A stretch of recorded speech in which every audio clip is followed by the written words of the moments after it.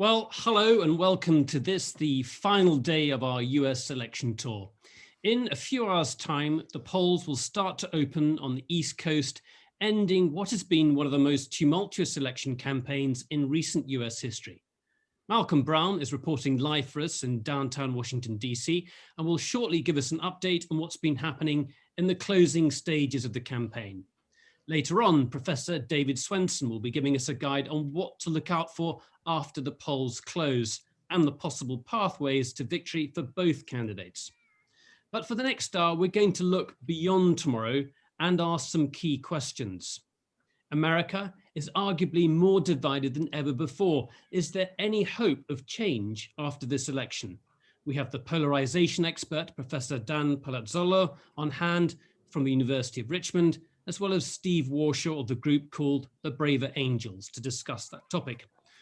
We'll also be asking, what is the risk of a contested election? If Trump loses, might he refuse to leave the White House? And what happens then? Malcolm will be telling us a bit more shortly, but before then, let's get to hear what's been happening in Washington and elsewhere. It's been a fairly tense day, I think, from what I can gather, Malcolm. Yeah, I mean, not just events here in DC. I'm joining you, incidentally, from Black Lives Matter Plaza, which is an area of a street very close to the White House, which you might be able to see just down the end of the street, which has become really a protest zone. It's now closed to traffic as a result of the protests arising from the killing of George Floyd and other incidents and the movement that's arisen after those. It's now a sort of semi-permanent protest zone right now. It's also a place for the international media. I've seen TV crews from Portugal, Venezuela, to Mexico and the UK, just to name a few, just walking past me, getting ready to cover this election. But yes, in terms of the atmosphere, it's been pretty tense. We've had incidents down in Texas where Joe Biden's cortege, where he was heading to an event, it was harassed by drivers with Trump paraphernalia, FBI looking into that. Donald Trump has doubled down on his COVID strategy, accusing doctors of profiteering from the epidemic, and meanwhile also alluding to the fact that he might try and fire Anthony Fauci, who's become a very trusted voice on the subject of the pandemic, America's leading epidemic specialist and infectious diseases specialist at the NIH, a world-renowned center just outside Washington, DC. So in the meantime, I should say that the activist groups, primarily from the left, are planning events tomorrow night to watch the results come in, but also they say perhaps to start protests if they feel that this thing is being taken away unfairly through court action or other means by Republicans and Donald Trump. So it's a pretty febrile atmosphere, it has to be said. Right now, though, pretty calm. I will say just one other sort of color thing.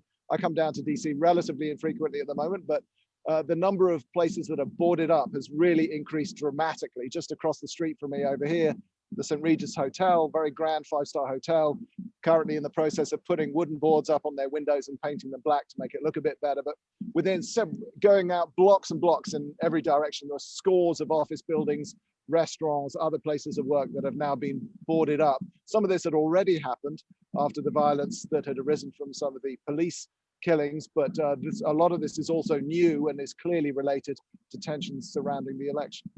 So you get to see these sort of two competing things. On the one hand, I think there's a clear sense of unease among the Democrats, despite Biden's huge potential, huge advantage in the opinion polls. What's playing into that uncertainty? I mean, what are you hearing? I think a lot of it's visual, to be honest. I mean, you are seeing that the people who support Donald Trump really support Donald Trump. We knew this all along, but we're getting some really dramatic visuals. He's holding event after event, rally after rally. He's on a sort of permanent rally tour at the moment. He's doing an extraordinary number of events, way more than Joe Biden is. And these events are very well attended. So that creates a visual that there's a huge amount of very fervent support for Donald Trump, which is clearly true. And that tends to make Democrats nervous because, as we've been talking about throughout this series, they remember what happened 4 years ago when they looked to be ahead, but then suddenly weren't. We've heard from Donald Trump himself that he might not accept the results of the election. And I know this is something that has been causing a lot of people some concern, particularly if it is a close election. I know that's something you've been looking at too. Yeah, that's right. I mean, clearly the nightmare scenario for all concerned is that it all comes down to, say, Pennsylvania, which is a totally conceivable outcome. And then if it's very close there, it could instigate a huge amount of litigation. There are lawyers on both sides primed to wade into what could be a very messy scene. And we mentioned Pennsylvania in particular because the process there really could get prolonged if it's close. They've been told that they need to accept ballots that have been mailed prior to election day, but if they come in up to 9 days after election day, those ballots would need to be counted.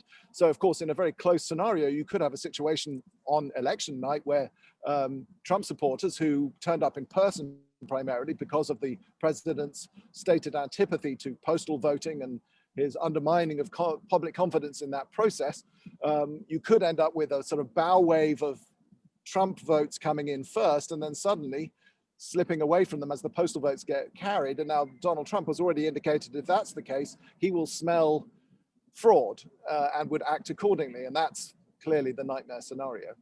Yeah, I know earlier this summer that there was a group of academics, senior White House officials, journalists and law experts who took part in an exercise to see what would happen in a contested election. It was called the Transition Integrity Project. And one of the scenarios they looked at was one in which the president refuses to accept the election results. Joining us now, we have Colonel Lawrence Wilkerson, who took part in these simulations. Thank you very much indeed for joining us, Colonel. Good to be with you. Can you just describe what you actually undertook? How was the exercise completed? Who was involved? What did you actually do?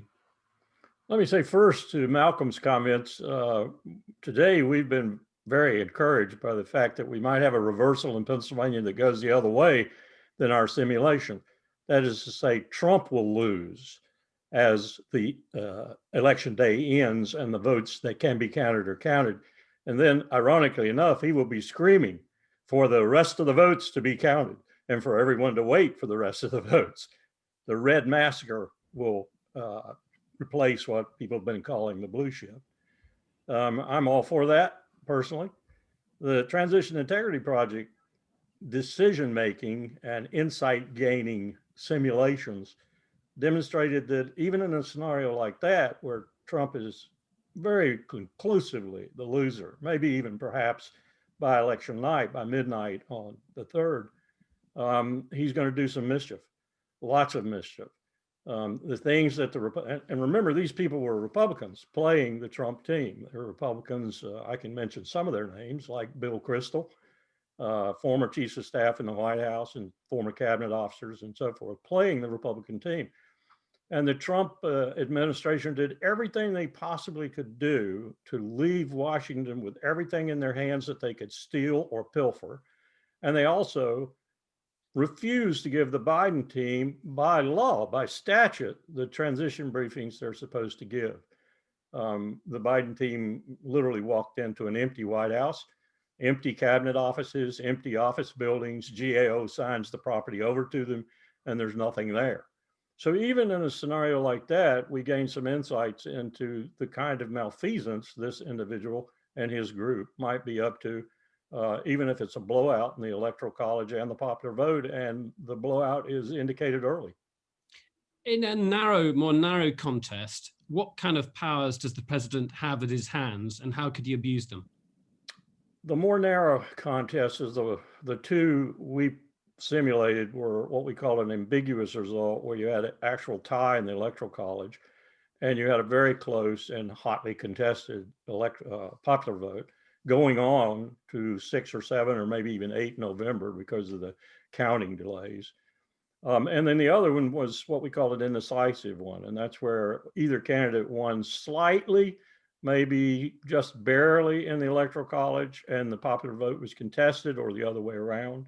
And in both scenarios, it was pretty bad. That is to say, it was hot and contentious, and people took to the streets from both sides. Very worrisome that most of the guns in the United States, or clearly a majority of them, are owned by Trump's base. And so we didn't take it that far, but everyone participating knew that the prospect was there for violence, initiated by either side, but certainly more cruelly applied, if you will, by the extreme right side because they have allies they don't even know they have who have been put into motion by the rhetoric of the President of the United States, like the Proud Boys, like the Oath Takers, like all these groups that the FBI, for example, now has a head of Al-Qaeda, ISIS, Jamaat Islamiyah, or anyone else on their concern list. They're far more concerned about these domestic terrorists, white supremacists, neo-Nazis, and so forth, who are now linked with their brethren in Ukraine, Poland, Hungary, all across Germany. They coordinate on the internet, they coordinate training, they coordinate plans and supplies and so forth. This is a dangerous element. The FBI is watching very closely.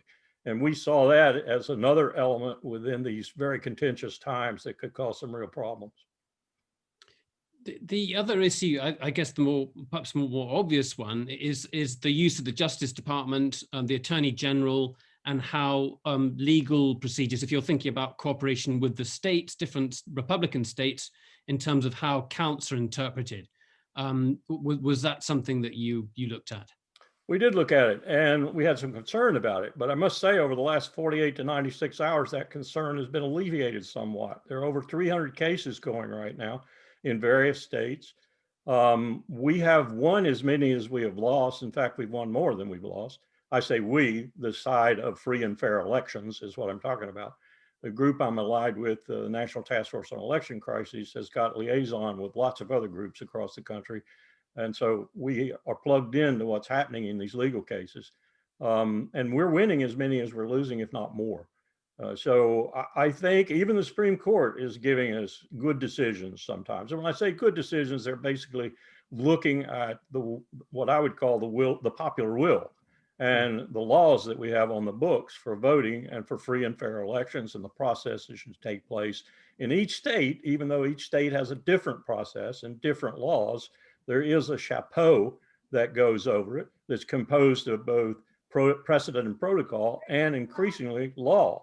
So I think we're in good shape there. I'm going to hand to Malcolm, who's the Washington expert. I'm just an amateur doing this from the sidelines, but I know Malcolm's following this more closely. As so long as he can talk, I think there might be a policeman behind him or somebody behind him. Yeah, it's a police officer there. This whole area is at close to midnight. The security arrangements are going to change by the look of the parking signage, and there's talk about new fences being built. But that aside, Colonel Wilkerson, I was interested for your take on Ben Ginsberg, who was for many years a very prominent, as you will know, Republican attorney who was kind of the go-to guy for the Republicans when there was any kind of legal issue relating to elections. Just published a excoriating op-ed, I think in the Washington Post, yes, but basically criticizing his own party's position on some of these legal challenges. What did you make of what he said? I had a call in the car today as I was coming up with the National Task Force, and let me just say that we all screamed. We were elated that he's with us. We've been courting him for some time, and he finally came out, and that's wonderful. I mean, he's everything that you just said he is, and he's a very good lawyer, and he's got a powerful voice. So we're glad to have him on the side of sanity, sobriety, and free and fair elections. I guess to add, just to throw a little cold water on that, though, he doesn't seem to represent the part of the party that is dominant right now. Would you concede that? Well, I have to tell you that I have lots of I'm a Republican. I have lots of Republican friends who aren't with this party as Donald Trump has constructed it. And I frankly think, as a Republican, something I have had rumors in my mind of for a long time, feelings about. Colin Powell put some of them in my mind when he went to the RNC, for example, and told them they needed to open their tent or they were dead. And they said, "What do you mean?" And he said, "Well, you need to open your tent and let blacks in, and Latinas and Latinos, and you need to let other minorities, and you need to let all manner of sexual orientations. That's what you need to do. You need to open your tent to America." And they refused to listen to it. So ever since that time, this is the early 90s, ever since that time, I've realized my party's going off a cliff. It's going off a cliff. I predict we're going to be in the political wilderness for some time to come. And Donald Trump didn't just do it alone, but he certainly put the cap on it. Yeah, that's a fascinating insight from somebody who's been a key part of loyal to the party for some time. I just want to go back to the simulations you looked at. To be fair, one of the scenarios you looked at that was the Republicans winning the Electoral College and Biden winning the popular vote via a substantial amount, but have the Democrats refusing to accept the results. Well, can you talk a bit about that? That was an interesting one because it put tens of millions of what you might call center left and progressives into the streets. Nonviolent, basically, kind of like the Black Lives Matter movement, but much more in numbers. And it put them in the streets in big metropolitan areas and all across the country, from east to west, north to south. And we saw that as legitimate, of course. I mean, we have the right to protest. But we also saw that as very tempting for the other side if they wanted to start something, particularly the kinds of people we see, for example, in my old state. I went to high school in Texas. I know Texas really well, where what I call dumbass Texans are out on the road running into Biden supporters with their cars. This is not what should be happening. And unfortunately, in a lot of these smaller rural towns, the police are just standing there laughing. They're not doing anything about it. That's not the way it should be either. I hope we hear more positive reports as time goes by about law enforcement, especially in the smaller areas where you might say Trump has a little bit of an edge. But yes, it was contentious in that scenario too, and could lead to violence.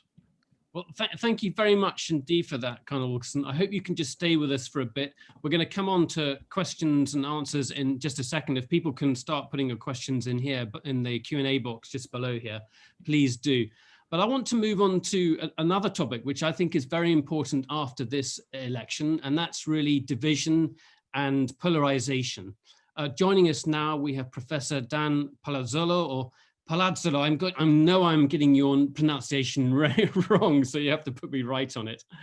Who's from the University of Virginia and whose work focuses on partisan politics and coalition building. And we also have Steve Warshaw, who's a coordinator in North Carolina with the group Braver Angels. It's a non-profit that looks to build bridges across the community divide, but at a community level. So welcome both of you to our program. Thanks very much for joining us. Dan, can I just ask you, first of all, can you define what polarization is? And what forms? I mean, we're all aware this huge divide that is gripping us on both sides of the Atlantic, but in the United States at the moment and within the political realm, can you give some kind of definition for us to start with? Sure. Thanks, Nicholas. And I think in Italian, it's Palazzolo. So that's, and I'm at the University of Richmond. I got a PhD at the University of Virginia. Larry Sabro was one of my mentors there, but I am at the University of Richmond. When we talk about polarization, what we basically mean is not the simple average division between the parties or differences. What we mean is that there are polar ends. That is to say, they are deeply divided. And we see this in congressional roll call votes, which have become increasingly split between Democrats and Republicans, Republicans voting at the most extreme right, Democrats voting at the most extreme left. And we can go back to 1860 and chart these trends. And we can see that today they're more polarized than they've ever been. So that's one level of polarization. We can see them in the party platforms where, you know, the elites of the two parties draft their priorities and state their case. And we can also see them in the mass public, particularly among the engaged voters, okay? Alan Abramowitz at Emory University wrote a book called The Disappearing Center, in which he saw polarization is happening across the board in the electorate, but it's deepest among those that are most closely involved. And so we still have a varying degrees of polarization in the mass public. That is to say, Republicans and Democrats are a greater apart than they were 15 or 20 years ago, but they're not as far apart as some of the party leaders and activists. And we can talk more about that, but the fundamental cause of polarization starts with the activists on both sides. That you see the party as an instrument to advance, you name it, pro-life, pro-choice, et cetera, right across the board. That goes back to the 1960s. And that is really the core source of it, but it's obviously aided and abetted by news media and the like. So okay, that's what we mean. Can you give us some hope? Can you give us some angles? What are you trying to work with? Where's the common ground for starters? So the common ground is gonna vary by issues, and it's not going to be on the most prominent issues. The most prominent issues divide the parties, and they divide them pretty severely. But there are some cases where you see cross-partisanship, things like trade. The president mentioned sentencing reform. There are points of crisis where the parties come together, clearly, right after 9/11, right out in 2009. They came together. End of 2008, they came together. In 2009, this year, during the outset of the coronavirus outbreak, the parties kind of came together. So crises tends to bring them together, and then there are some issues at the fringe which bring them together.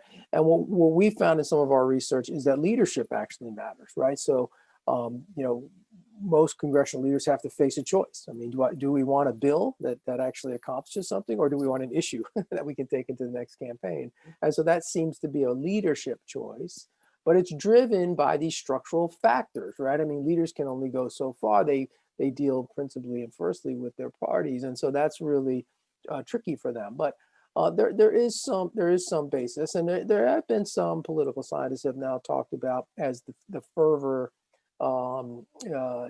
emerges for like a third party or third option, is to say maybe you'll see some moderate wings, emerging within the two parties as a way of trying to capture this middle voter, right? Which is kind of soft, right? They're not exactly hardcore Democrat or Republican, and that's why you're seeing some movement among these voters. So there's a chance that the parties internally might begin to factionalize, and that would be actually a good thing.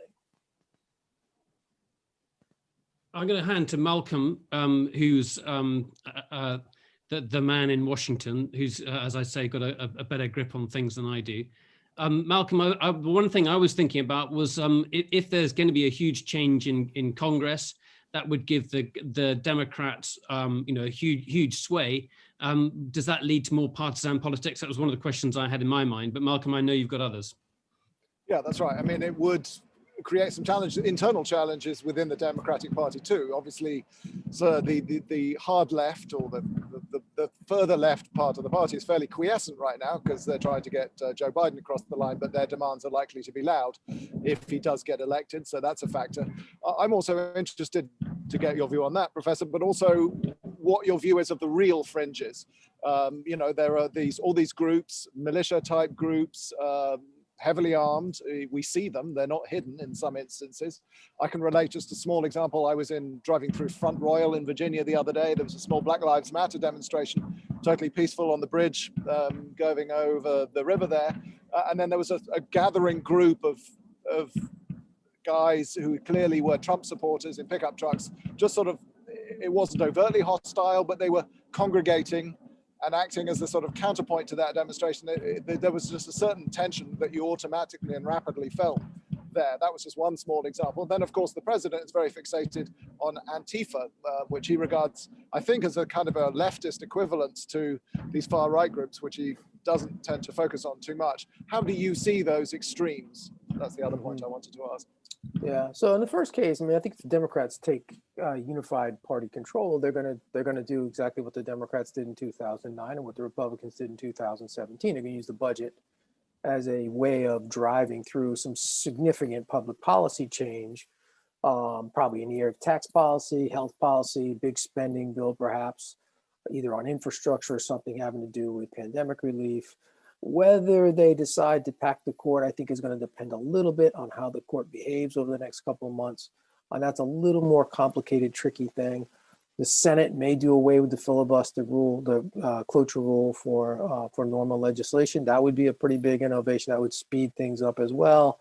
But I think you're right, Malcolm. I think there's going to be a battle within the party, right, between the progressives who really want to go all the way and the more centrist Democrats who are still in many cases representing Republican leaning seats or something like that. It's a small faction, but it's enough. And Biden himself, I think, has kind of held the left wing at bay a little bit by not going for the Green New Deal, not going for Medicare for all, not going for defunding the police. All those things are things that he's stood on. And so I think there's this assumption that somehow he's just going to roll over. But I actually think there's going to be quite a bit of deliberation within the party on just exactly how to prioritize things and how far to go. On the fringe issue, These are folks who are not really using, to go back to Colonel Wilkerson's point, they're not using the traditional electoral process to gain power, right? And this goes back to Federalist Paper #1, where Alexander Hamilton talks about this idea of, are we going to create a government based on choice and reflection, or force and fraud? And the argument, I think the militia groups are basically about force, intimidation and force. And they kind of operate literally outside the mainstream, and something to be watched. Again, I'm hopeful that things will be peaceful, but you can't look at what has happened in this country in the past 5 or 6 months and not be concerned that, you know, violence will be used as a source of intimidation, either at the ballot box or afterward. Dan, I do want to come back to you in a second and talk about the sort of big changes that are taking place in American society, the shift towards the suburbs. We're also seeing, I think now, particularly this election, enormous amounts of political engagement. And I'd like to know, what that means. But before we do that, I want to bring in Steve Warshaw, who's a coordinator with Braver Angels in North Carolina. Steve, just to start with, can you tell us what your group does? How do you work at a community level? You're just going to have to unplug your microphone. There you go. Thank you. We focus on changing individuals, and we do that through a number of mechanisms. One of them is workshops that focus on bringing what we call reds, conservatives, and blues, liberals, together to listen to each other and learn about what the people on the other side think, and what in their personal experience and so on informs that, why they think as they do. And we do this on a gradient. Our very first workshop was called a Red-Blue Workshop. And the first part of that involves each side meeting separately and identifying the stereotypes that the other side has of them. And then they come back together and they share these. There's not question and answer, no discussion, it's just they share. The second part is called a fishbowl, in which case one side sits in a circle and the other side sits around them, and the side that's in the middle talks about what about their policies and their values are good for the country. And the people on the outside can't say anything, can't sigh, can't shift around or anything. They just listen. And then the two groups, then the second question they answer is, what reservations do you have about your side? So the other folks on the outside get to hear this. And then they switch places and go through those same two questions. So they still haven't talked to each other yet. The third step, the last step, is called questions of genuine curiosity. And they actually get to ask questions of the other side and have them answered. But again, we first separately, and we do what we call curate the questions. So we disabuse them of the idea that they can ask gotcha questions, or questions that demonstrate logical inconsistencies or non-factually related positions and so on. They have to be questions where they really want to know how the other side thinks. That's a Red-Blue Workshop. We have, and I would say this, I've moderated a number of those, and initially people, when they're asked to introduce themselves, they say, I'm just not comfortable talking with those people. I mean, I just don't talk with them. Yeah, Steve, this is absolutely fascinating. I mean, we've done a tour over the last 3 weeks. We've gone through 6 counties, and we've met all sorts of people on our way. We've met, hardcore Democrats, quite left-wing people, and we've met very conservative, very religious people. I think I was particularly struck by a Baptist pastor and his wife, who were confined to the first few chapters of the Bible, and they couldn't really have much sort of conversation about issues beyond that. We'll come back to you in a second with more questions, but Dan, if I can come back to you, there is a shift taking place in American society. We have seen this expansion of the suburbs, and I think arguably maybe a more secular society as well. And does that allow for less polarization or not? Maybe it just goes against the grain of, pushes those people who are religious into the corner. I just really shout out for Steve. I think that work is really important. And the reason why it's important is because even though the polarization is kind of structural in the sense that it's driven by forces that might generally be beyond our control, one of the things that deepens it is this identity that people attach to it psychologically and emotionally. It's almost a tribal kind of reaction. And when they sit down and talk to each other, there's a much better chance that they'll come to a greater understanding. But if all you're doing is talking to people who are just going to be just like you, it's really hard to break out of that bubble. So I think that work's important, and how that works at your level and other levels is kind of crucial. Yeah, I mean, for lack of a better term, the battleground is in the suburbs, right? I mean, we are a very mobile country, and people tend, when they move, to situate themselves near people who are like them culturally, and our politics continue to reflect our culture. So when we move into a neighborhood, we don't say, well, are my neighbors Democrats or Republicans? Well, they don't do that, but they'll move into a place where they fit in, where they like to do the things that people who live near them like to do, or whatever. And so our urban areas are extremely democratic. The rural areas have been, as you point out, Nicholas, very culturally conservative. And the suburbs, different aspects of the suburbs, right? The exurbs, the center suburbs, the closer in suburbs tend to be the places where there's a little bit more kind of moderation or flex, and where you're going to see that softness in the party polarization, because these folks are, and go back to Steve's point, mixing with people unlike themselves, right? It's a little harder to live next door to somebody who's exactly like you when you're in these kind of quasi-urban, rural kind of places. So there is room there. And if you look across Congress, for example, you'll see that most of the competitive districts tend to be in these areas. And so those are the places really that are leverage points for trying to bring about some kind of cross-partisan coalition building, and also try to reduce some of the sort of high level and very intense kind of polarization in Congress. Right, I want to get everyone's questions now.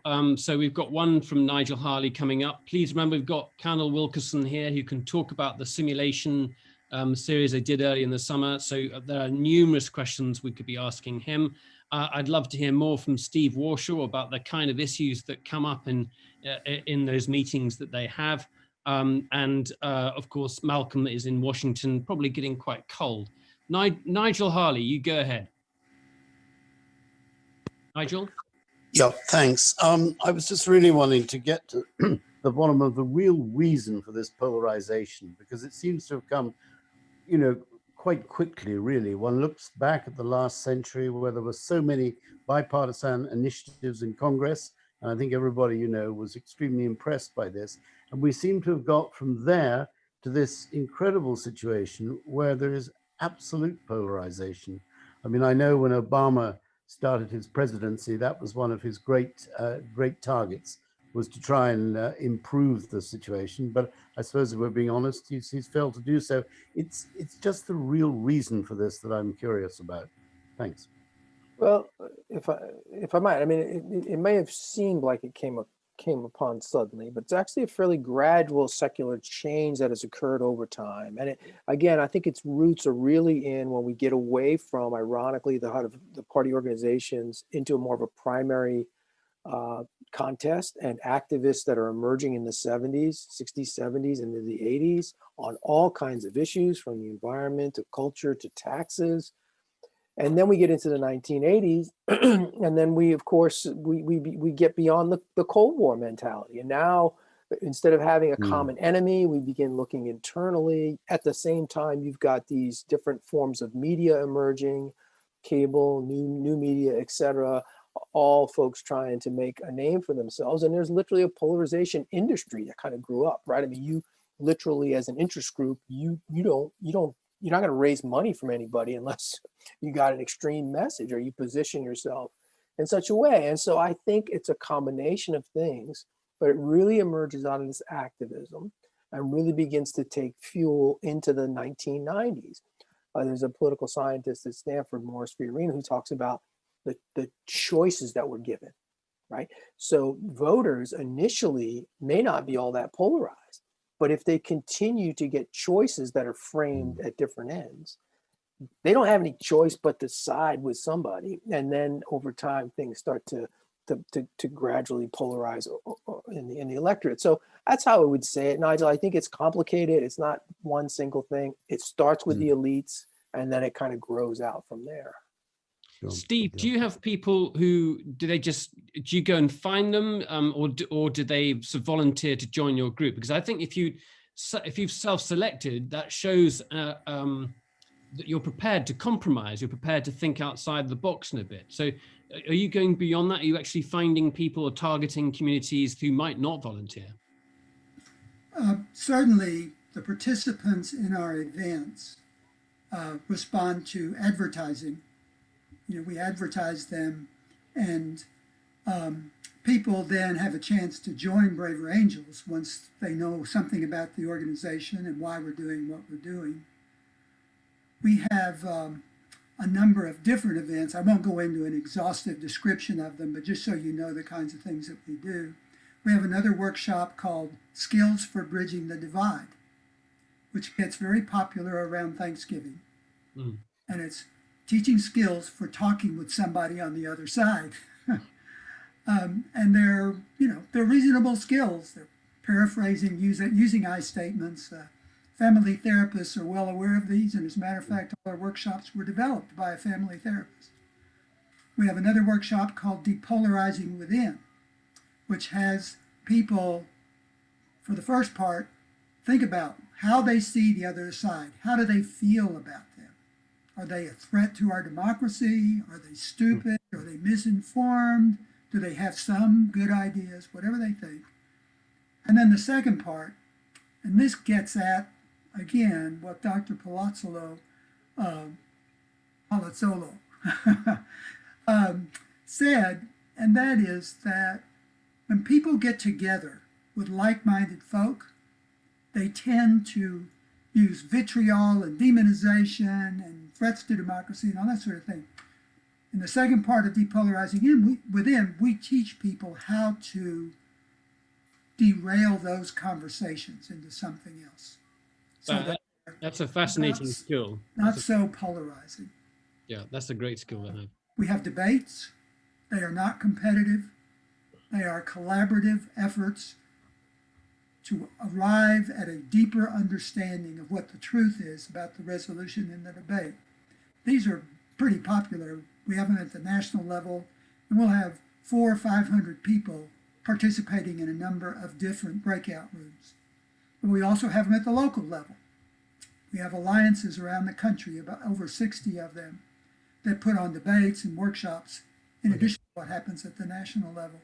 We just released a workshop. I was in a test of it last Saturday called Families in Politics, which again use some of these same approaches, and it's good time to do that again around Thanksgiving and other holidays. Thank you for that, Steve. That's yeah, sure. I'll stop. That's okay. I want to turn to you, Colonel Wilkerson. In the simulations you had, I want to make the connection there.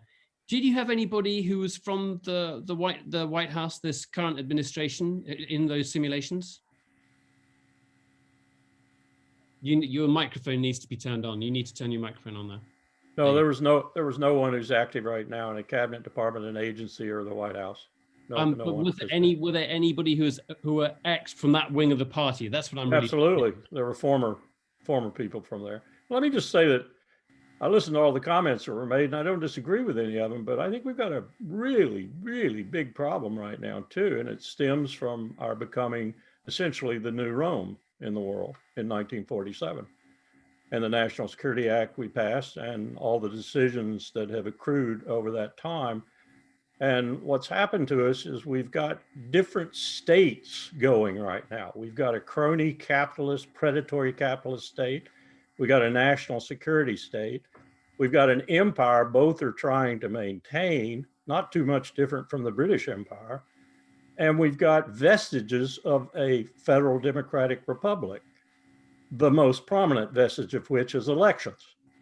And that's what we're looking at right now. But those elections don't make a hell of a lot of difference. either at the local level or the national level or the state level. We got a real problem, a very, very challenging problem, especially when we're confronting things like, you know, the only thing we've agreed on really in a significant way in the last 20 years or so is the treaty, the nuclear weapons treaty, New START. And it's a wonder if whether we're going to continue to agree on it and take it into the February timeframe when it has to be renewed. But the Senate actually voted on that, as I recall, 76 to 21 or something like that. They actually voted on that and passed it. That's unheard of. We finally got a treaty through the Senate. The gravity of that is what moved that through there. And it was all Democrats, as I recall, and a few Republicans and the independent members of the Congress. But there's not a whole lot we can agree on. And that's one of the things we can agree on. The other thing we can agree on, I hope, and I love what Steve was saying, because that's what we do with the Citizens Climate Lobby too. We put ExxonMobil in the same room with tree huggers. And we put Royal Dutch Shell in the same room with people who hate fossil fuels with a vengeance. And we do what he's talking about doing. And it works. It actually works. It's slow. It's accretive. We get there someday and someday we don't, but it works. It's a good process. And I commend you for doing what you're doing. Dave, So Nick, I have a question that sorry, ties, Malcolm, you go ahead. Malcolm, go. I have a question that maybe ties those two things together from Steve and from Larry. So, I mean, it is clearly, I mean, it sounds like great work, and it's clearly much harder to be as aggressive and so on in person. It's a much, typically a more productive conversation when people are in the room together and it's being moderated, but so much of our political discourse now happens online. So how do you take the lessons? And as Larry is saying, we live in these sort of different bubbles, essentially. How do you take the lessons from those in-person workshops and apply them online? Do you just hope that that sort of ethos spreads? I mean, but how do you scale it up, I guess, to use that awful tech expression? Steve? Well, one of the things that we recognize is if someone disagrees with you, you are not going to persuade them to agree with you with facts, because they have their own facts. Everybody has their own facts.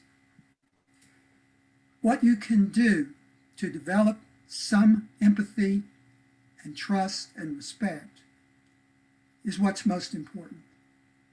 And you do that by listening and hearing what they think and what they feel about things.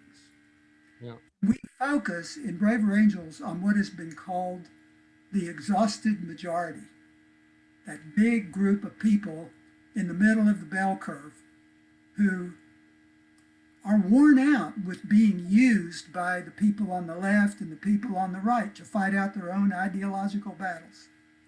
So, and when we talk with people, we don't try to convince them that we're right. Let's bring in, we've got some questions coming in. I know that Graham has got a question, and then also Dave Swenson, you're there. Let's take Dave first and then Graham. Dave, go ahead. Yeah, good evening. The question that pops into my head, you just talked about the bell curve. What I'm interested in is there something right now super motivating the extremes? We're seeing both for Dan and for Steve, what seems to be motivating the extreme behaviors right now? I think that a lot of us fit ideologically left and right, and we have different comfort levels, but we seem to see some extreme examples of behaviors. It can't just be economic dissatisfaction. It can't just be something hooked up to evangelicalism in the way that we think. What do you think is motivating these extremes right now? Dan? So I mean, I think one of it gets the core is culture and identity, and when you ask yourself, how do you want to live your life, and you answer it in some of the ways that attach to public policy positions, then you get a fervent desire to pursue your ideas. And so I do think there's that element in organization around it. I think there's some issues that relate to declining institutions and, and trust of government and refuge, quite frankly, in identity with people who share your view. We are a big, huge, diverse country. We have a First Amendment that enables, the kind of organization and expression that we see on a daily basis. And what's happening increasingly is declining institutions, distrust in churches, distrust in the police, distrust in education system, distrust in the courts, distrust in everything. And I think that tends to atomize people and put them into these groups. Now, Steve may have another thought, but that's my first response to you. I would certainly agree with all that. I would add technology and social media, which allow ideas, regardless of how outlandish they are, to go millions of places in a second. And it gives people a platform. And if someone tends to believe in conspiracy theories or feels like they and their family and their friends have been totally ignored by those elitists in government and academia and so on, it feeds that isolationism and then they look around for people, like you said, that agree with them. Yeah. I'd like to add too that I'm an advisory member of the Military Religious Freedom Foundation, and we have been stunned over the last 15 years or so. We have over 70,000 clients now in the military at how fast evangelical, what I call fundamentalist Christianity is growing, even in the armed forces. And I agree with Dan that we have a problem with institutions failing and the churches but their mainline churches are what are failing, the Presbyterians, the Methodists, and so forth. These mega churches are not. No. And they're just recruiting people left and right. And that is, we have a second great awakening, if you will, only correct. This one is really distorted. Right, I need to bully everyone. We need some more questions coming in from people. We haven't had any Australians yet. We are going to take a break at 6 o'clock when these panelists, the panelists you see in front of you, will disappear, and then we'll have Dave Swenson and Malcolm Brown. We'll have a short break at 6 o'clock. If you want to go make a cup of tea on the hour, you can.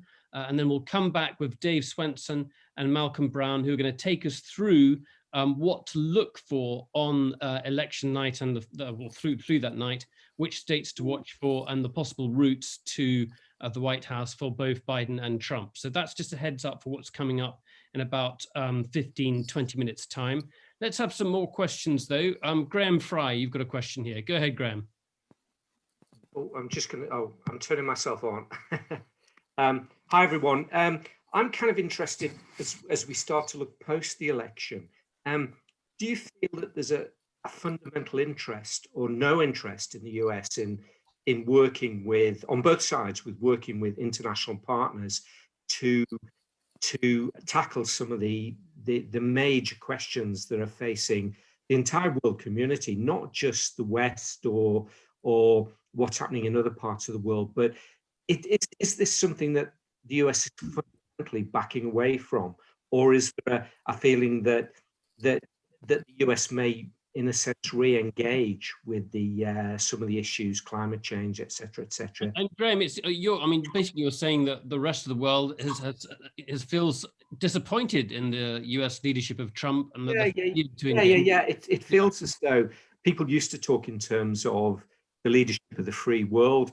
There's definitely a sense when I talk to friends around Europe or further afield that's kind of drifted away now. And I don't think that's to any of our benefit of the international community if that happens. But it may be that there's no appetite in the US and the US wants to back away from that. And I just wondered what people on the panel felt about that. Dan, just to start with, then Larry, go ahead, Dan. So I think, Graham, it kind of depends on who gets elected president. I think that Joe Biden is much more of an internationalist and much more likely to engage, particularly with the European states. I'm not so sure what's going to happen with Russia, to be perfectly truthful, and China, but certainly with Europe and certainly on climate, he's much more of a globalist. I think and I'll just make an editorial point, one of the tragedies of our election campaigns, Malcolm, you probably picked this up, is that we don't even talk about foreign policy, and the president has much more of an impact on foreign policy and relations with other countries than he would on domestic policy. So, Malcolm, let's turn to you. And is that's evident if Biden is elected, he'll be fixing things at home, or I mean, he's got huge amount of experience abroad internationally. So there's an expectation that there'll be a rolling back the clock to the Obama years to some degree. Yeah, and during the Obama years, he was tasked with quite a lot of foreign policy, and as a senator prior to that, he was on the Foreign Relations Committee, traveled the world. His worldview is clearly much more international than Donald Trump. But I think Dan's right. There are certainly some areas where you're not going to see a dramatic change. But to Graham's, so China, Russia, most obviously, his position on China is likely to be pretty tough. He might, though, to Graham's point, try and assemble more of an international coalition to confront China in a way that Donald Trump hasn't really done. Donald Trump's gone up against China and been very critical of it, but hasn't really tried to do that on the international stage with partners. So that might be the distinction there. But no, certainly a Biden administration is likely to be much more friendly towards NATO, for instance, although, he might still try and apply pressure on European partners to pay their share, but he's unlikely to be as in your face as Donald Trump has been on that topic. But that's a topic where there is support in Washington for NATO partners to do more. There's not a consensus that Donald Trump's gone about it the right way. So clearly there would be a pretty big distinction, but I think Larry would be probably in a great position, having served in the State Department, to have some good thoughts on that too. Larry? When Colin Powell picked up the phone and called a member of Congress to talk about foreign relations, it was Joe Biden. He even had the National Security Advisor, Condi Rice, lecture him one day about not calling Dick Lugar. Dick Lugar being the Republican on the committee, ranking member, or in one place, he was the chairman. So Joe Biden was the go-to guy. And it was basically because Joe Biden knew the issues. He knew the issues and he thought deliberatively about those issues. And he wasn't always right, but Powell sought his counsel and advice when he needed to. I think what Malcolm just said is absolutely true. I'll tell you this. When I talk to the new members of the Japanese cabinet around the new prime minister, and they tell me that they're thinking seriously about the US commitment should North Korea fire a missile their way, and Donald Trump has really messed that situation up. Should Kim Jong-un really want a December, January surprise that included Japan, that they might make a decision that the United States was no longer reliable with regard to its nuclear umbrella and begin their own process. And then Japan is one of the most sophisticated nuclear countries in the world. They could be full up, missiles, everything, in 18 months. That's a disastrous development, in my view, in Northeast Asia, an extremely dangerous development in Northeast Asia. But that's the kind of foreign policy we've been practicing, if you can even say that, for the last 4 years. So yes, I think we'll go back to being more of a world leader. Whether the world will accept us or not might be a question now, but we'll go back to doing some of the things that we've been doing since World War II that were more or less positive. Okay, let's bring in Neil Fleming and then Geraldine Gill. Go ahead, Neil. Morning, everybody. It is Tuesday morning where I am. I'm suggesting that the idea of President Trump working with angels sounds completely counterintuitive to me.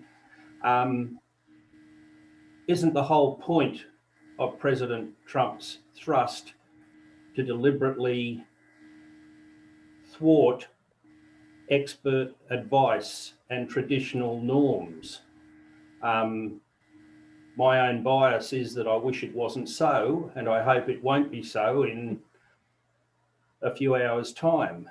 But what hope is there of getting a Donald Trump to work with, or people associated with him, to work with groups led by the spokespeople today? I guess we might be talking about just for the next few months and how he's going to react to people there. But I mean, Larry, just give us your take. I mean, obviously your take is not going to be very positive on him at all. But from the people you've associated with him, who does he listen to?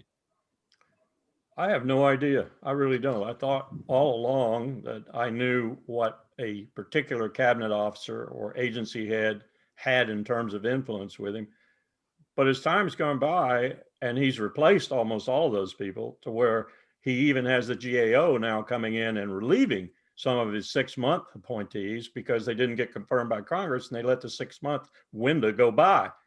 There are lots of people gone. I was talking with people at the State Department just yesterday. They're really lamenting the situation over there. They don't know how they're going to rebuild in any time significant. Maybe 4 or 5 years just to rebuild. It's like making an Army sergeant. You don't make an Army sergeant overnight. It takes a while to make an Army sergeant. Well, you don't make a good Foreign Service officer, a good diplomat overnight either. And he's disassembled a lot of that, and Mike Pompeo has helped him. Instead of standing up to him, which Tillerson tried to do a little bit, Mike Pompeo has helped him because Mike Pompeo disdains the Foreign Service and disdains the diplomats in the Foreign Service. It's going to take some rebuilding, some significant rebuilding. Well, here's a dynamite question from Geraldine Gill then. Go ahead, Geraldine. There you go. So in line with that, in the event of a Trump re-election, what of our government institutions or departments or cabinets would become obsolete? This is a really hard one. So Dan and Malcolm, so you can comment on this one. Go ahead, Dan. None. I mean, and to some extent, they're all obsolete if they're not used and the information that they generate is not used, but none of them are going to be eliminated. At least he doesn't have a campaign to eliminate them. But the point of obsolescence is critical, right? Because it kind of gets back to this idea, are we going to make informed judgments based upon facts and knowledge and good hypotheses or not? And so to my mind, I don't think he's drawn a whole lot outside of OMB.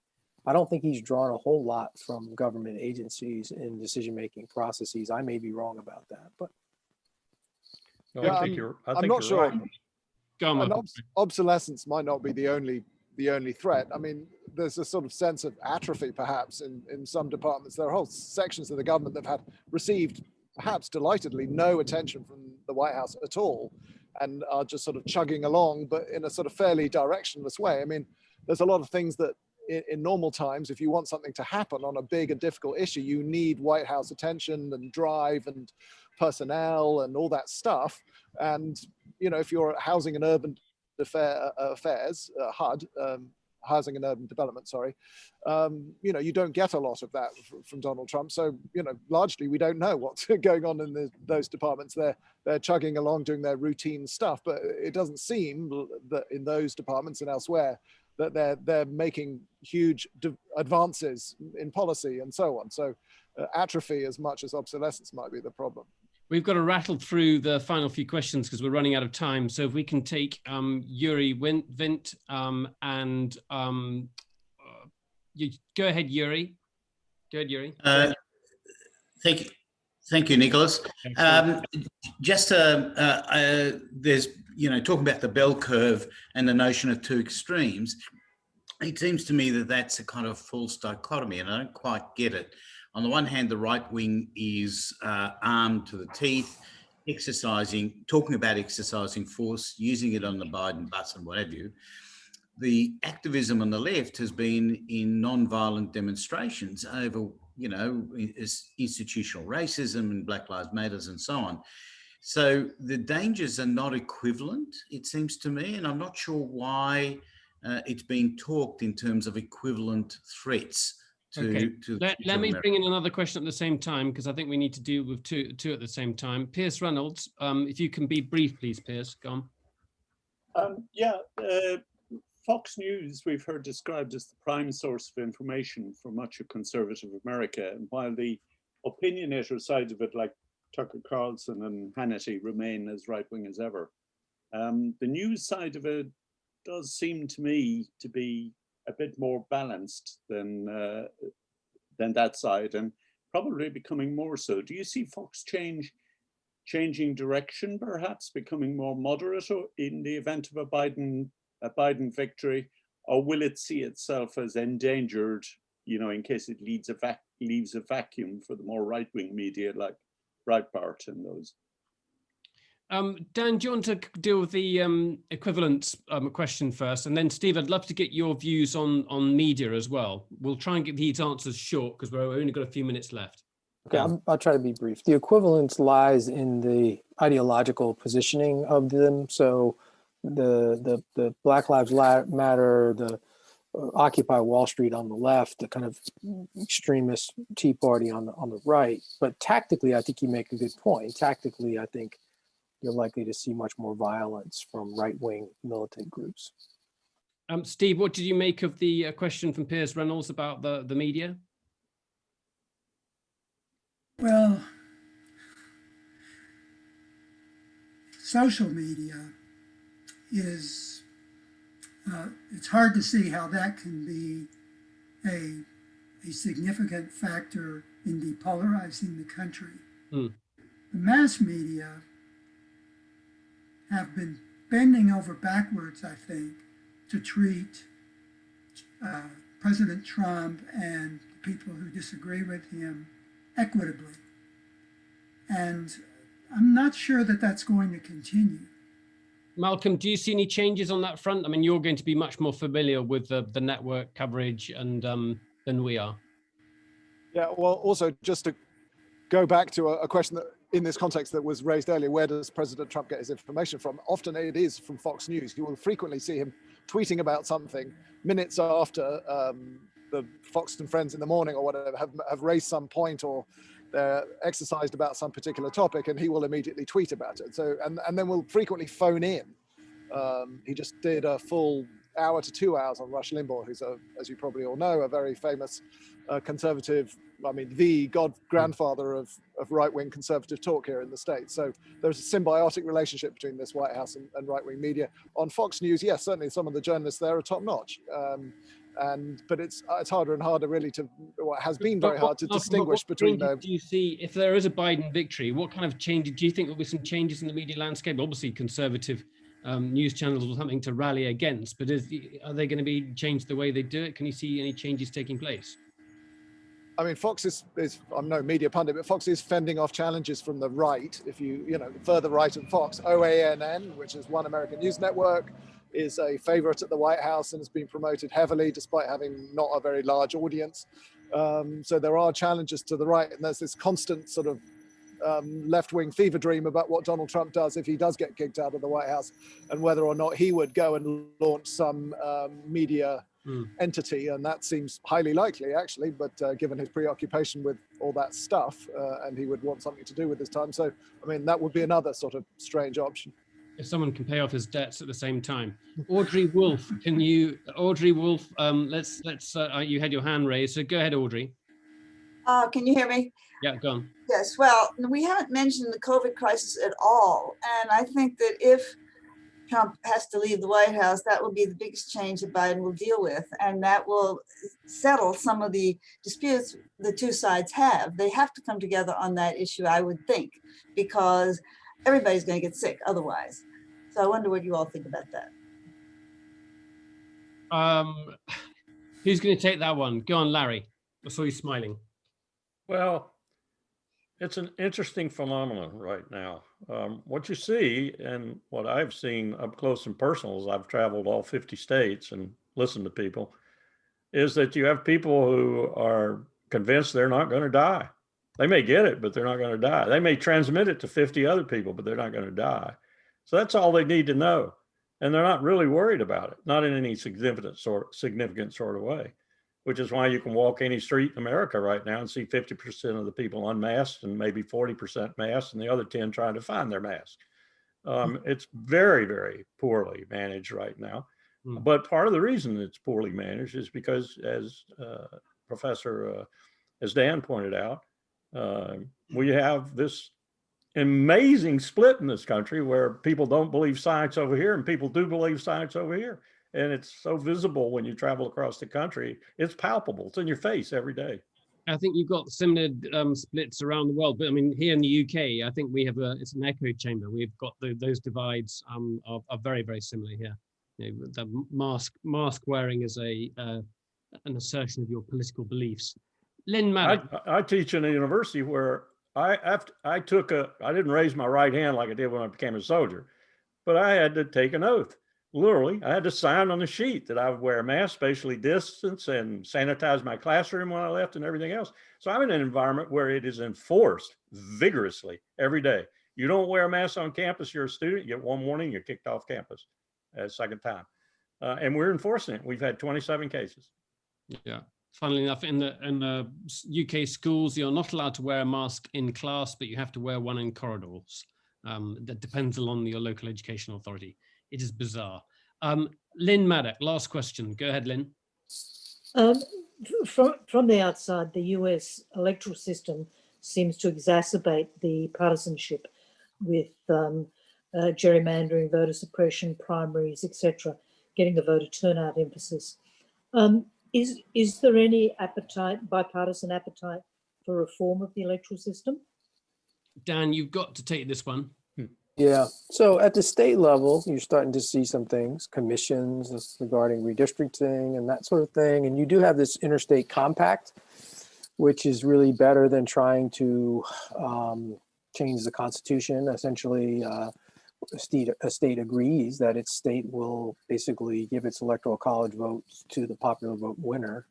If enough states do that, you get the 270. Essentially, you have a popular vote kind of mandate. But I'm a little skeptical of the efficacy of these kinds of reforms. I think they'll help a little bit, to be sure, but the polarization is pretty deep seated right now, and I think we'll need. I think ranked choice voting also may take off. That's actually helpful because that might inspire third party or third independent candidates to get in. That would loosen some things up a little bit. Anything that can kind of pull us away from just two polar extremes has got to help a little bit. And so some of those things can help. But yeah. I think we're going to have to wrap it up there. It's been a fantastic discussion. Thank you very much indeed again to Colonel Larry Wilkerson. Thank you to Professor Daniel Palazzolo and also to Steve Warshaw. It's been a very, very good session. Thank you all very much indeed. Great. So in a second, we're going to talk to Dave Swenson and go through the polls and also really look through the different roads to the White House, the critical number being 270 in the electoral college. But just before we do that, I want to check in with Malcolm. Malcolm, the poll, how far until polling starts? How we're about? Where are we now? We are. Till voting starts, we are 6:15 here. I think the polls probably the earliest is about 7. So I mean, just over 12 hours away. Yeah, and the turnout has been huge just in the run up to this already, isn't it? Yeah, in some areas you've seen the vote tallies in the early voting already close to or exceeding the full tallies from 4 years ago. So yeah, it's certainly a sign that enthusiasm is up. Is it a sign, though, that one side or the other can gain advantage from or gain be encouraged by? Well, the thinking is that early voting, because it's been so discouraged by the Republicans, Donald Trump has expressed a strong preference for people going to the polls on election day and getting a result on election day. That's what his mantra has been all along. So the thinking is that early voting and large numbers of early voting likely to favor Democrats. Obviously, you would then expect, the question then becomes how many Trump Republicans turn up on the day itself and how many of these early votes are also being cast by Republicans, and we don't know the answer to that right now. Okay. We sent out an email earlier just saying what our program is for the rest of the month, in which I started saying, more or less saying Biden has pretty much got it in the bag. And then I got a flurry of emails from people in the States saying, don't jinx it. So we're going to look at whether I'm going to jinx things or not. Dave, I know you've been looking at the different maps, the different states, and how each side could get to 270. And we're going to bring up the two things we're going to look at. One is from 538. And if you don't know 538, really do look at it. And this is the 538 snake. Dave, do you want to explain what the 538 snake is? Well, sure. And what you're looking at, first of all, you see the diagonal line in the middle, and the diagonal line is what does it take to get to 270 votes. If you look at the bottom, it increases in darkness shade of blue as the states vote more Democratic. And if you look towards the top, it increases in shades of, I'm going to call that kind of pinkish. As the states become, well, more GOP. And so what we're looking at here then is... Sorry, it's a good map in that you can actually, if you go onto this website, you can click on each state, yes. You can see the estimate of the polls. They basically look at all the polls and bring them together to see who's got an advantage. So by clicking on each one, you can see that there. Yeah, so let's just pay a little bit of attention. So what we can see right now, right off the bat, you can see that there's blue northwest of that line. And the fact that there's blue northwest of that line is the degree to which this contest is leading towards Biden. Now, I just want to go back. We're going to go back 4 years. And if you can just look just below that diagonal line, you'll see Wisconsin, you'll see Michigan right there. And then dividing that line is Pennsylvania. And so all of those were on the red side. They were on the pink to red side because of this very, very close election. And so that represents how much more Donald Trump was able to gain just from those 3 states. And that represents also the magnitude of upset, because those were 3 states that were thought to be pretty darn safe states for the Democrats, and it just didn't work out that way. So now what we have here is we've got the states that are below the line and just above the line. Well, we know that Nevada is reasonably certain going to come Democratic. In modern polling right now, Wisconsin is up by right there. It's up by double digits. It's close to 12 points. Or it's 8 digits. I'm sorry, it's 8. It's not double digits. Michigan next, right there. And I can't read it, but there's a significant gap. So they are very, very strongly right now on the Democratic side. And unless something is extraordinarily wrong with the polls, and these aren't just one poll, these are an aggregation of polls, plus another set of variables that go into this estimate, we can expect those states to come in reliably blue, except we've got Pennsylvania, and it's going right down the middle of Pennsylvania.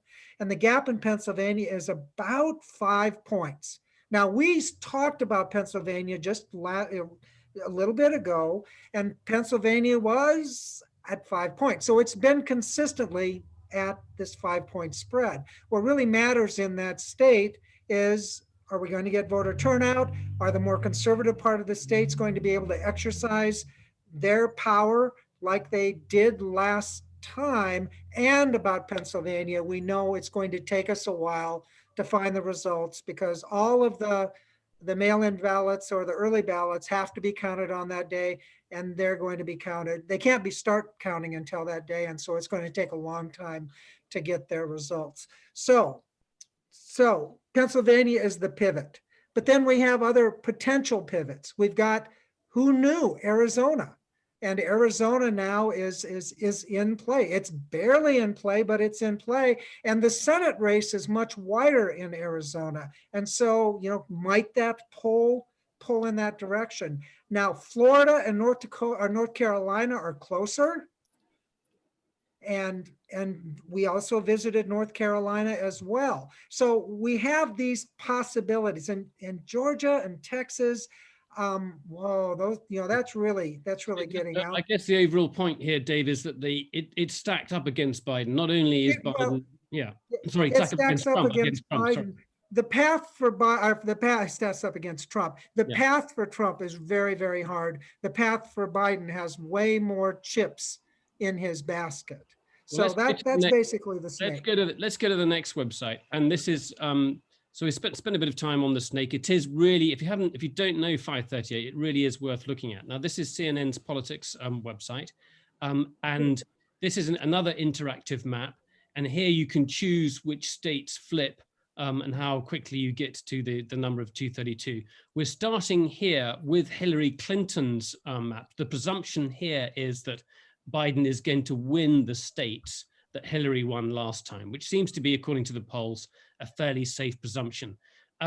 Dave, what is the quickest way for Biden to 270? What are we to look out for? Well, there are several ways to it, but we already know strong showing in Wisconsin. So let's click that. In Michigan.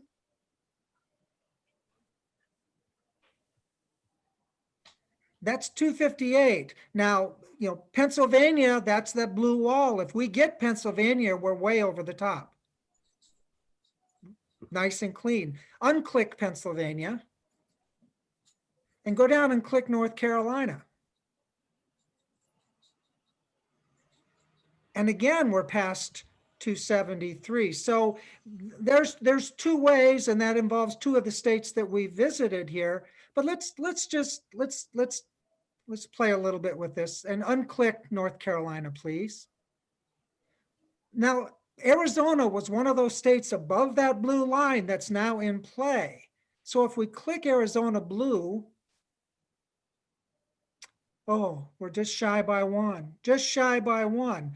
Well, the way that we perhaps get our 270 is that we have a couple of states in the United States that split their electoral votes by congressional district. That's both Maine and Nebraska. So if we can click on Nebraska 1 over on the right, lower right, congressional district 1, make that blue. There we got it. There we got it. We sneak in by getting an improbable, but looks like it has a lot of energy down in Arizona. And that Nebraska 1, that's Omaha and Lincoln, Nebraska.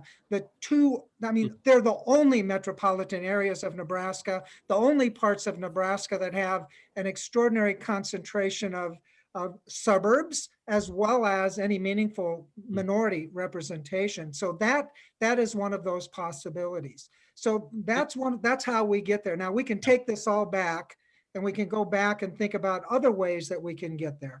While we're doing that, so Isabel's going to unclick those. I'm just going to ask Malcolm, which results do we expect first, and what could they mean? So, for example, I think I know that we all know that Pennsylvania is going to spend some time before it produces the results, but we know that Florida's going to be quick. Arizona, what do you know, Malcolm? Yeah, Florida's going to be pretty quick. They can do some counting, I think, ahead of time. So ballots that have already been cast will have been counted, and yeah, we should know their result early on. Now, I don't want to steal too much of Dave's thunder because I suspect this is where he's about to go. But basically, if Donald Trump loses Florida, it's pretty much, most sane Republicans would say it's pretty much good night Vienna for him because of the number of electoral votes that you've got down there. And so that's one part. There's a number of basic scenarios here. If he, say, loses Florida, and we find that out early on, and it's a clear margin rather than a sort of messy contested thing, then that's highly suggestive that Donald Trump has lost definitively. So that would clearly be one to watch out for early on. Arizona too, it's contested, it's leaning Democratic, but I think within the margins of error, so that'll be clearly one to watch.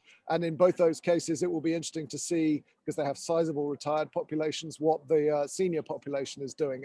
Indications are that somewhat atypically, a Democrat is doing very well. Joe Biden is doing well with older Americans, it's thought, because of Donald Trump's handling of the COVID pandemic. So that would give you some sense of where that important voting group is going. It's a large voting group. It's also a group that tends to actually show up to the polls or turn up early or mail its ballots, that they are reliable voters. So any signal that is in fact a constituency that's going heavily for Biden would also be a good indication of the way the night's going for Donald Trump. Sorry, where was that? Where was that? I missed that last bit. Well, any senior populations generally, Florida and Arizona both having large numbers of them, it will be a good way of just seeing thematically where that voting population's going. Okay, let's David's going to carry on in just a second, but if you've got questions, please do ask, and they could be about anything we've been discussing during the series, or about what we're looking at just now. Sheila Conroy's got a question here, which is, I'm just going to ask a question anyway, which is, what's the best source for real-time election information on Tuesday night? What's the best source for real-time election information on Tuesday night? So both Malcolm and Dave answer that, and then we'll get back to the map. Malcolm? I mean, anyway, CNN would do a pretty good job. New York Times does a nice job. I would keep an eye on both of those. They devote enormous resources to this stuff. Dave, what do you follow? Yeah, it's the same thing. I don't have cable, so I watch just the regular network news, but I pay attention to what the AP is telling us as well. The AP is sort of they're the standard with regard to calling these elections. So I when there's something a little bit, you might have one station going one way, one network going the other way. Wait for AP has always been. Okay, and that is the widely accepted norm. If the AP call it, that's what basically everyone follows. Yep, that's exactly right. But I do think, just parenthetically, that they will be very conservative in terms of what they're calling in this race. So we may not get the kind of early results that we might have anticipated in previous elections. Just while we're on that topic, John Green, Professor John Green from Akron University in Ohio, will be speaking to us on Wednesday, and he's going to be speaking to us at 10 p.m. GMT, 5 p.m. I think it's 5 p.m. in Ohio. I think it is. And that'll be a very, very good time, because I think by then we'll have some pretty significant results, and he's a fascinating guy to listen to. He's one of the most widely respected political analysts in the States. I'm very much looking forward to that. Dave, show us what a more convincing Biden victory looks like. I mean, if Arizona's there, Sure. Can you run through some of those options? Sure. Go ahead now. Go ahead, Isabel, and well, first, click Arizona. And that's going to be our wild card, but we have to have the blue wall in. There you go. And then give us Wisconsin and Michigan.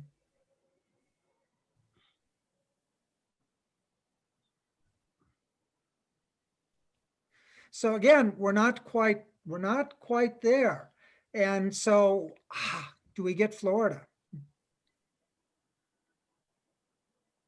Yeah, and the point is that even without Pennsylvania, there are lots of options. And then if you take away Florida, do we get North Carolina?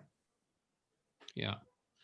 Can we turn it around the other way? Can we look at a possible Trump victory? What does he have to do to Okay. Well, let's take it back to where we started. Poor Isabel has to run through all of this while yeah. Okay, we're close. Okay, first of all, let's go ahead and let Trump have Arizona, Texas,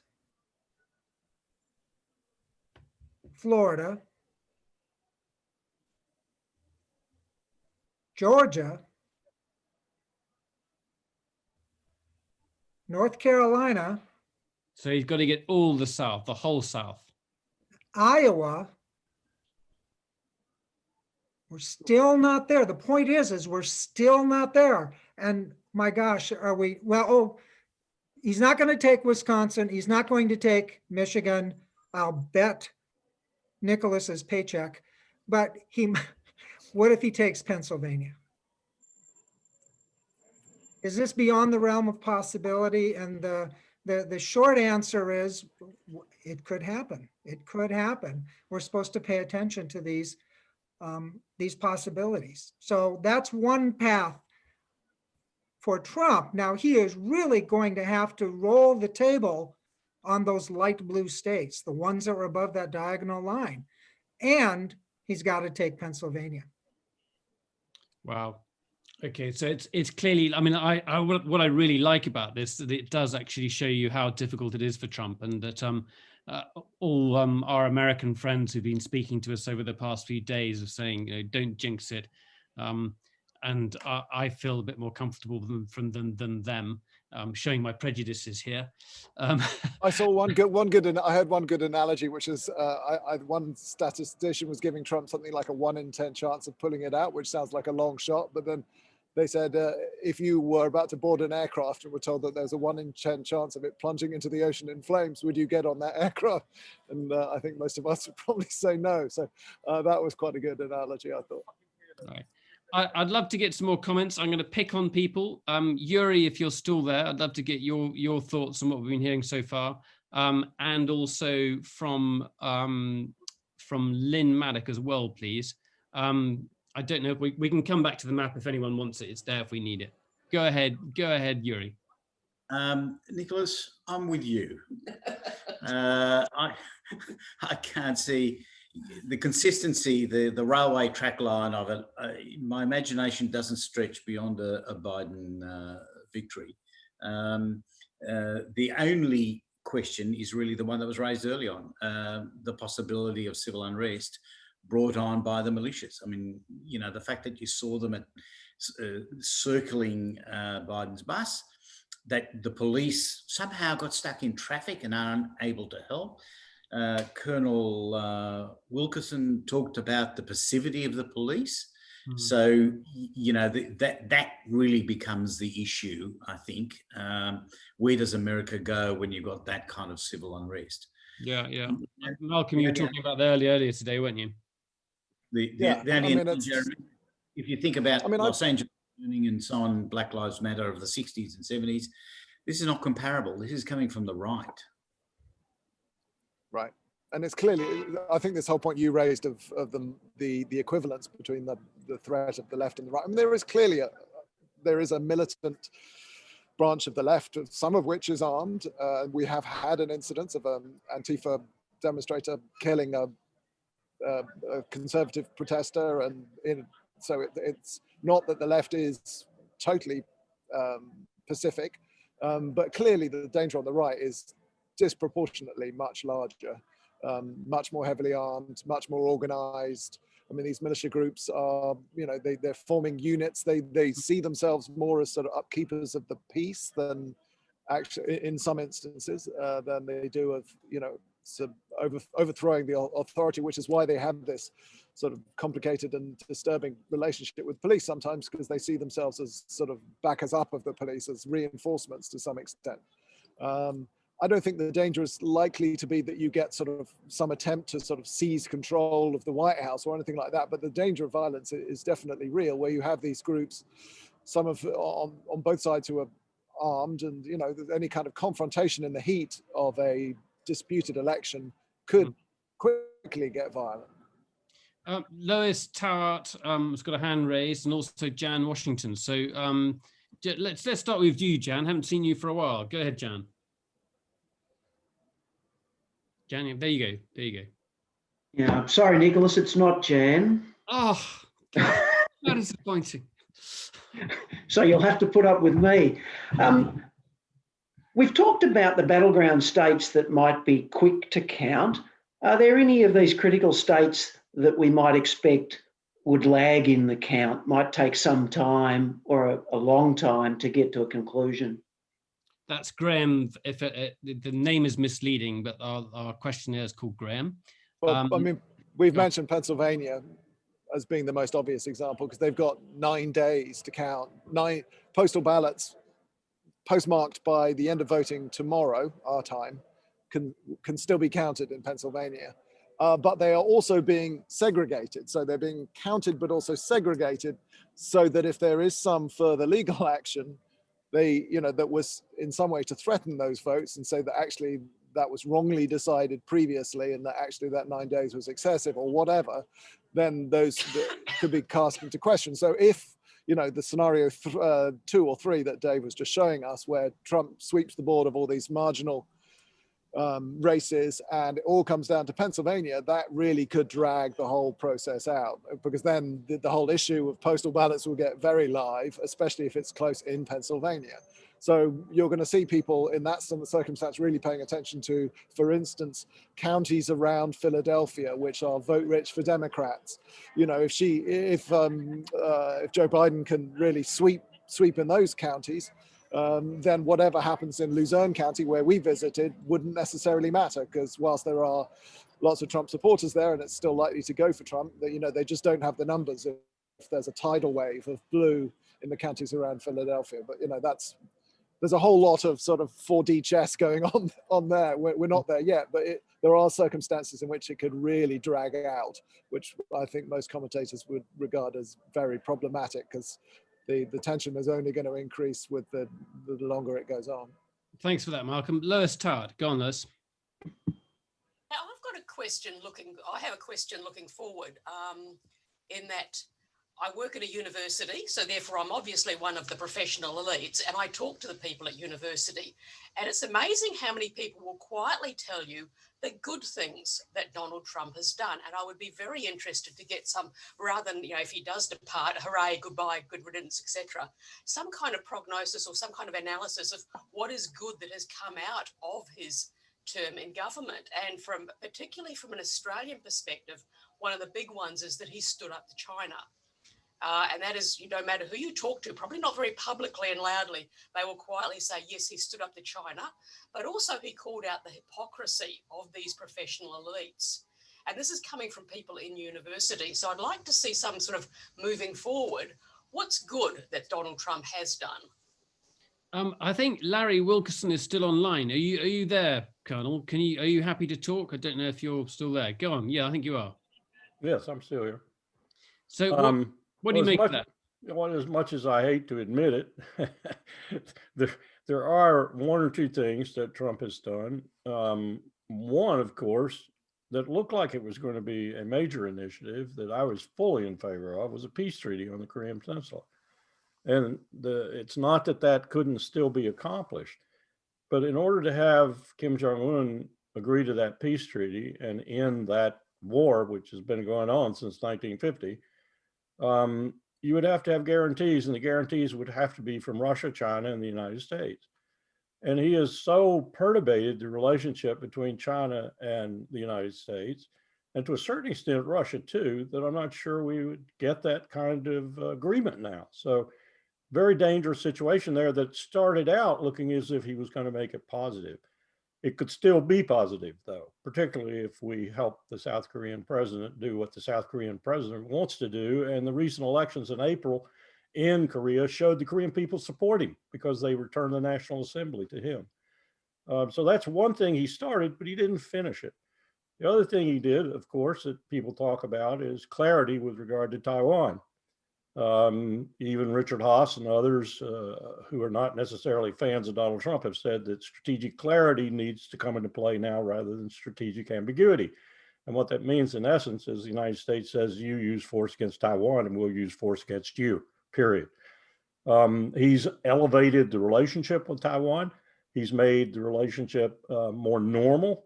And the Taiwanese are a little bit edgy about that, but I think the current government is in favor of it and is dealing with it fairly well. So that's a positive. I don't see any other positives because the domestic situation that worries me the most is that I think this recent annual deficit is going to be about 3 trillion. We're already at 22 aggregate. We're going to exceed World War II in terms of our aggregate debt. And the CBO just published a report that says within 8 to 9 years, the entire federal budget of the United States will go to, on the one hand, entitlements, and on the other hand, defense. And their estimates are very moderate increases in both over that time period. So we're going to be broke, completely broke, with no discretionary federal spending in 8 to 10 years. And Donald Trump has done nothing but deepen that and make it more profound. The economic positivity of his administration, everyone knows who knows anything about the American government, is the president has very little to do with the economy. I don't care what all the favorite people out there with Donald Trump say, the president he's living off what Obama did in his second term. Obama lived off what George Bush did. Obama dealt with George Bush's disaster in his first term. So I don't think there's been all that much economic success, but there are a lot of people who tell me they vote for Donald Trump, they vote for him tomorrow because they're millionaires and he really cut their taxes significantly. And they have a lot of influence across the country in different ways and in different places, but they have influence. So positive things, difficult for me to find any that are going to be lasting, enduring.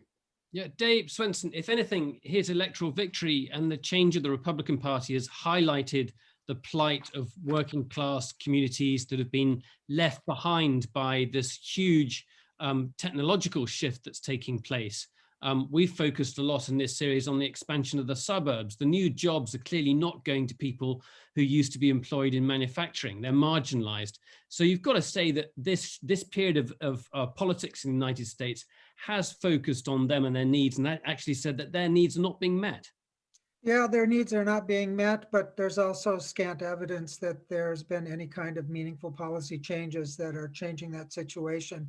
We had some increase in manufacturing, but most of the areas in the United States, especially in the Midwest, that made those profound flips from Obama to Trump, most of those mid-sized cities that were dominated by the white working class, manufacturing heritage, most of them are not doing better than they were in 2016. Most of them are doing worse. You can take that also, you can carry that out.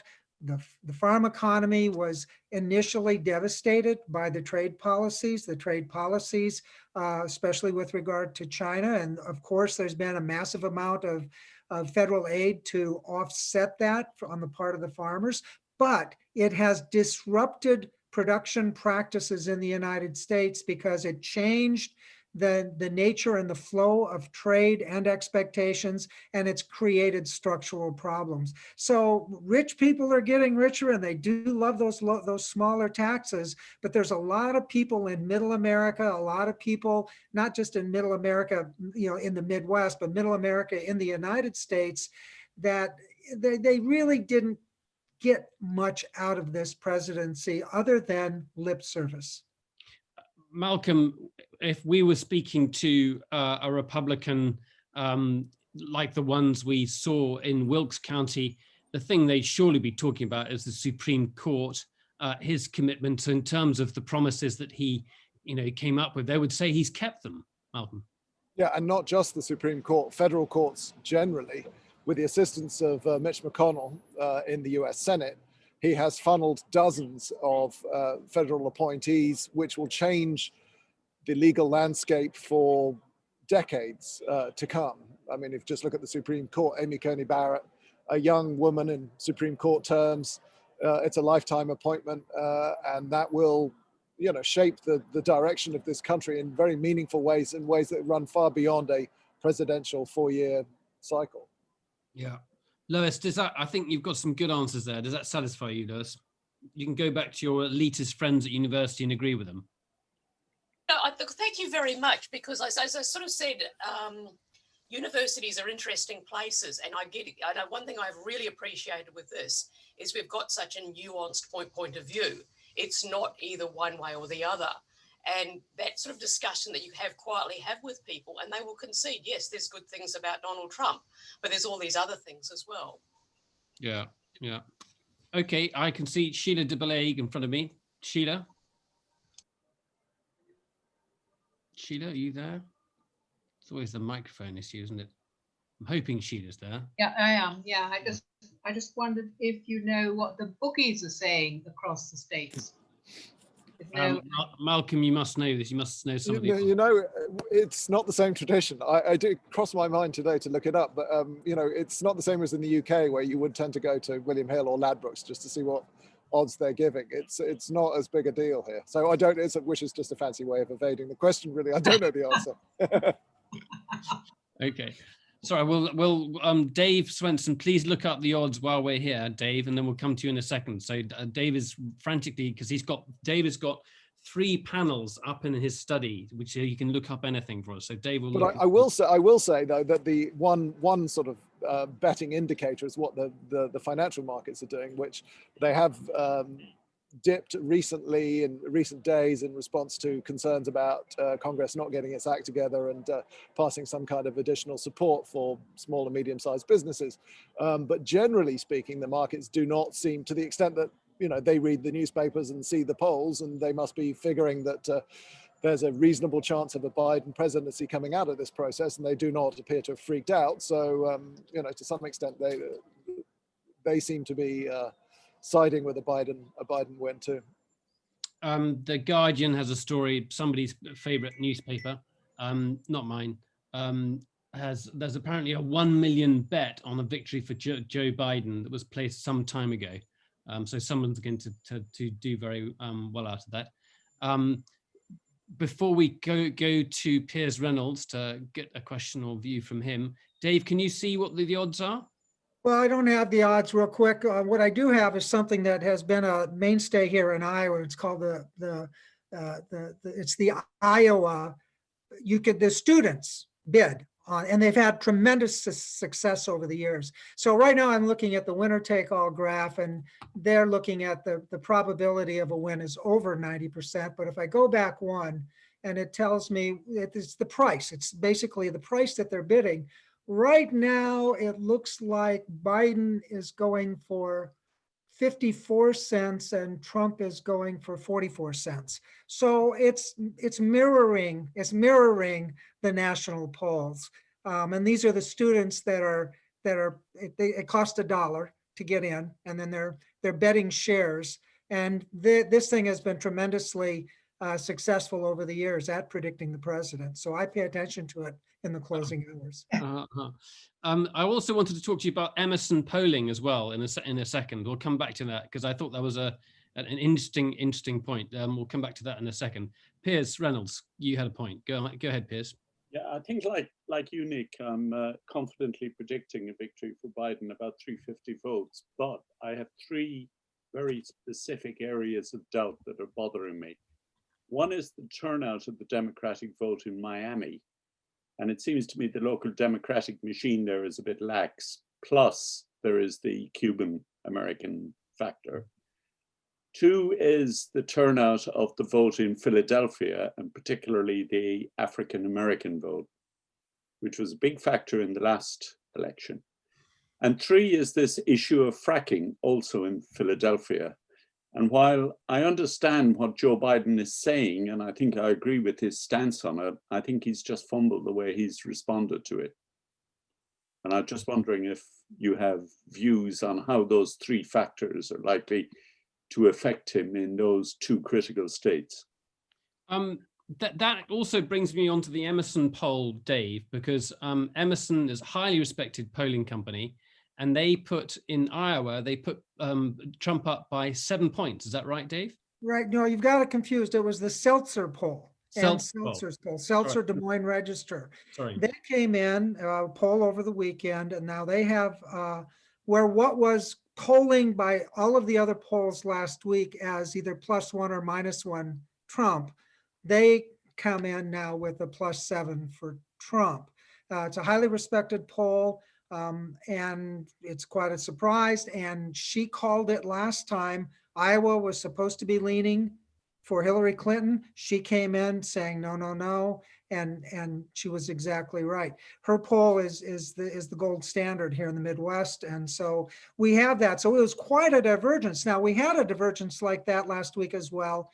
In Wisconsin, one poll came in at +17 for Biden. One of the things I try to tell people, and when they do polling, when we do this kind of probabilistic estimation, we accept that there's a 1 in 20 chance that the sample that we get produces results that are outside of the population. So they're outliers. And so we have to accept that we're going to get an outlier once in a while. Now, we don't have experience with her polls being outliers, but it does look like one right now. And we won't know if it was an outlier until tomorrow night.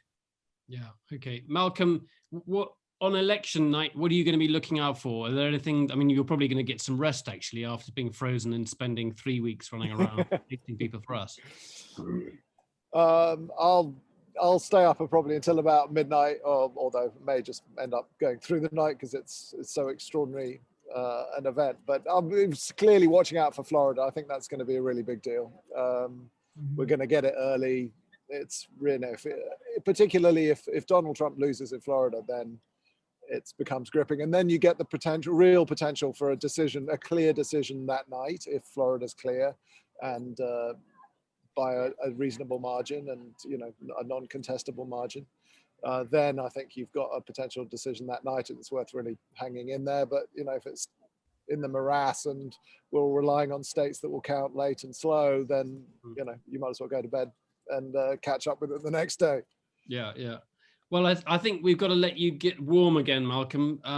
I think this has been fantastic. I've just been given the odds by Isabel and Karen here.